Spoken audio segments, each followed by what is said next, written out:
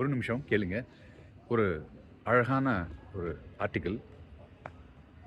BMW வேகமாக சீறி ஓடிக்கிட்டு இருக்கு டெல்லி ஹைவேல.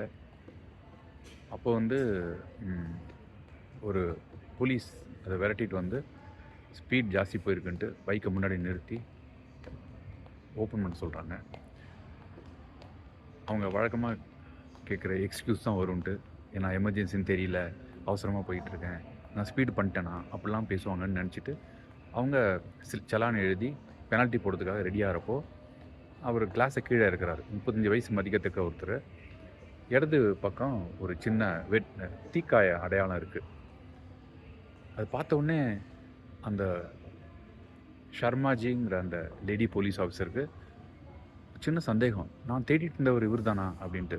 அவங்களுக்கு ஃப்ளாஷ்பேக் ஓடிடுச்சு. 12 வருஷத்துக்கு முன்னாடி 14 வயசு பொண்ணாக அவங்க இருக்கிறப்போ ஒரு அப்பார்ட்மெண்ட்டில் நெருப்பு பற்றிக்கிட்டு இவங்க உள்ளே மாட்டிக்கிட்டாங்க. உள்ளே பூந்து ஒருத்தர் வெளியில் எடுத்து ஒரு அம்மா கையில் கொடுத்துட்டு அவர் திரும்பி பார்க்காம ஓடிட்டார். அப்போ அவருக்கு சின்ன தழும்பு ஏற்பட்டது, நெருப்பு காயம், தீக்காயம் ஏற்படுது, அது தழும்பாக மாறி இருக்கு அப்படின்ட்டு தெரிய வந்திருக்கு அவங்களுக்கு.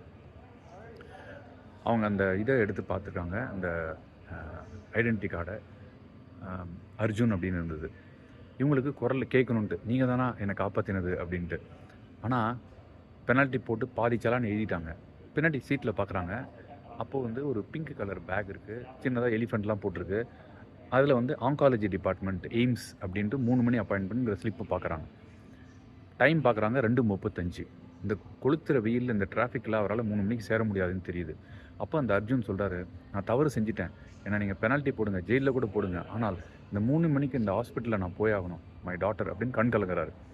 உடனே இவங்களுக்கு, நான் திரும்ப ஏதாவது உதவி செய்கிறதுக்கு இவருக்கு கடவுளை கொடுத்த ஒரு சான்ஸ் அப்படின்னு நினச்சிக்கிட்டு என் பைக்கை ஃபாலோ பண்ணு அப்படின்ட்டு பைக் மேலே ஏறி உட்காந்துட்டு அந்த madam, police inspector Sharma madam siren வைக்கிறாங்க, எமர்ஜென்சி சைரன் வைக்கிறாங்க. வச்சுட்டு எது நடந்தாலும் நிற்காத கூடயே வான்னு சொல்லிட்டு திரும்பி பார்க்காம இவங்க பைக்கில் ஏறி உட்காந்துட்டு வேகமாக சீறி போகிறாங்க. அந்த எய்ம்ஸுக்கு 3 மணிக்கு போய் சேர்றாங்க. ஒரு திருப்தி, நிம்மதி. அதாவது என் உயிரை காப்பாற்றின ஒருத்தருக்கு, அவர் பொண்ணுக்காக என்னால் முடிந்த ஒரு சிறிய உதவி, இறைவனுக்கு நன்றின்ட்டு.